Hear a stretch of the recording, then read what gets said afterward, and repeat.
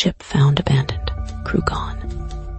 The year is 1872. Queen Victoria reigns over a vast empire. Steam power is transforming the world, and the age of sail still commands the oceans. A brigantine, the Mary Celeste, sets sail from New York Harbor on November 7th, bound for Genoa, Italy. Aboard are Captain Benjamin Briggs, a seasoned mariner of impeccable reputation, his wife, Sarah, their 2-year-old daughter, Sophia Matilda, and a crew of 7 experienced men. The ship carries a cargo of 1701 barrels of industrial alcohol, a volatile and highly flammable substance. This voyage promises a lucrative profit, but it also courts significant risk. The North Atlantic in winter is a treacherous beast, prone to sudden storms and icy gales, yet neither the weather nor the cargo seems an immediate threat. For the Mary Celeste is considered a well-maintained and seaworthy vessel. Little do they know that their journey will soon become one of maritime history's most enduring and baffling mysteries. On December 4th, 1872, the Dei Gratia, a British brigantine commanded by Captain David Morehouse, spots a ship adrift in the Atlantic, roughly 600 miles west of Portugal. Morehouse recognizes the vessel, the Mary Celeste. He and Briggs were acquainted, having dined together just weeks before in New York. A sense of unease settles upon Morehouse as he orders his men to approach the seemingly abandoned ship. Initial observations reveal no obvious signs of distress. The Mary Celeste is afloat, her sails partially set but tattered. The sea is relatively calm, yet there's an unnerving stillness about the scene. As a boarding party draws closer, they notice the ship is riding low in the water, indicating a possible leak. But something far more unsettling awaits them. A ghost ship, adrift and eerily silent, with no sign of its captain, his family, or the crew. Mystery deepens with each passing moment, promising a chilling enigma that defies easy explanation. The boarding party from the Dei Gratia cautiously explores the Mary Celeste. The ship is damp and cold, but structurally sound. 6 months' worth of provisions remain untouched in the galley, suggesting the crew did not plan a hurried departure due to starvation. Captain Briggs' navigational instruments, including his sextant and chronometer, are missing. Yet his pipe and some personal belongings are still on board. The ship's logbook is found, its last entry dated November 24th, indicating the Mary Celeste had traveled over 500 miles in the 10 days before its abandonment. Most strangely, a single lifeboat is missing, along with the captain, his family, and the entire crew. The cargo of alcohol is largely intact, though 9 barrels are found to be empty. There's no sign of struggle, no bloodstains, no obvious indications of a violent encounter. The scene is perplexing, offering more questions than answers. What series of events could have compelled an experienced captain to abandon his ship, leaving behind valuable cargo and personal possessions? The Dei Gratia crew sails the Mary Celeste to Gibraltar, a British port, where an official investigation is launched. The inquiry is led by Frederick Solly Flood, the Attorney General of Gibraltar, a man known for his meticulousness, and some say his predisposition for sensationalism. Solly Flood meticulously examines the ship, interviewing the crew of the Dei Gratia and poring over the ship's log.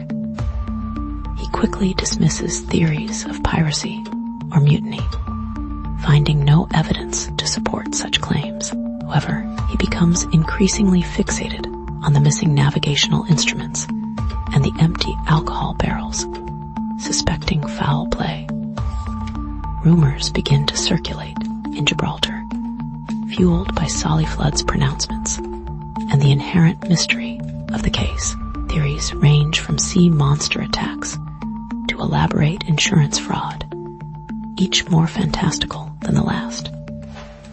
But the lack of concrete evidence frustrates the investigation, leaving the fate of the Mary Celeste's crew shrouded in uncertainty. A key piece of evidence surfaces during the Gibraltar investigation. A sword found on board, stained with what appears to be blood. Solly Flood seizes upon this discovery, believing it confirms his suspicions of a violent crime. He theorizes that the crew, perhaps driven mad by the fumes from the alcohol cargo, mutinied against Captain Briggs, murdering him and his family before fleeing in the lifeboat. However, forensic analysis later reveals the blood on the sword to be rust, shattering Solly Flood's carefully constructed narrative. The investigation is further complicated by conflicting accounts from the De Gracia crew and lingering doubts about the ship's seaworthiness. Some speculate the Mary Celeste was poorly constructed, prone to leaks and structural failures, leading to a panicked abandonment. But this theory fails to explain the missing lifeboat and the crew's complete disappearance. The investigation reaches a dead end, leaving the mystery of the Mary Celeste unresolved. Years later, a new theory emerges, championed by maritime historians and researchers: the alcohol explosion theory. This theory posits that the 9 missing barrels of alcohol did not leak, but rather exploded, causing a sudden and violent, but non-lethal, combustion. The force of the explosion, coupled with the fumes, may have led Captain Briggs to believe the ship was about to sink. In a moment of panic, he ordered everyone into the lifeboat, intending to remain tethered to the Mary Celeste. However, the line connecting the lifeboat to the ship may have snapped, leaving them adrift and at the mercy of the open ocean. This theory aligns with the missing navigational instruments, suggesting Briggs intended to return to the ship. It also explains the lack of signs of struggle, as the abandonment was driven by fear, not violence. But the lack of any wreckage or bodies from the lifeboat continues to haunt this explanation. Rogue wave theory presents another plausible, yet equally terrifying, explanation. Rogue waves, also known as freak waves, are unusually large and unpredictable ocean waves that can appear suddenly and without warning.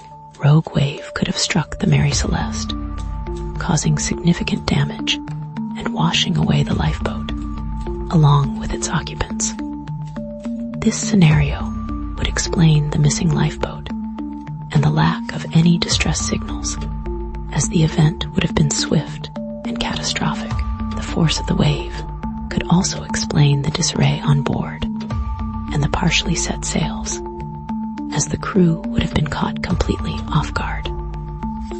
While rogue waves were not well understood in 1872, modern oceanographic research confirms their existence and destructive power.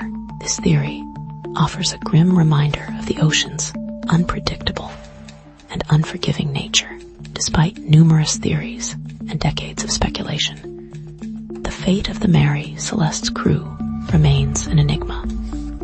No trace of Captain Briggs, his family, or the crew has ever been found. The mystery has fueled countless books, articles, documentaries, and even fictional accounts, solidifying the Mary Celeste's place in maritime folklore. The image of the abandoned ship, adrift on the open ocean, continues to capture the imagination and inspire a sense of unease. The case serves as a chilling reminder of the dangers of the sea and the fragility of human life. The Mary Celeste has become a symbol of the unknown, a testament to the enduring power of unsolved mysteries. The cultural impact of the Mary Celeste extends far beyond maritime history. The story has become a cautionary tale, a metaphor for the unpredictable nature of fate and the limits of human understanding. The term Mary Celeste has even entered the lexicon, used to describe any abandoned or inexplicably deserted place or situation. The mystery has inspired artists, writers, and filmmakers to explore themes of isolation, fear, and the unknown. The haunting image of the ghost ship continues to resonate, reminding us of the vastness and indifference of the ocean. The legacy of the Mary Celeste is not just a story of a missing crew, but a reflection of our deepest anxieties about the world and our place within it. And so, the Mary Celeste sails on, not through the waves of the Atlantic, but through the corridors of our collective memory. The chilling irony of the case lies in its enduring appeal. A ship built for commerce, meant to connect continents and cultures, became instead a vessel of mystery, forever adrift in the sea of unanswered questions.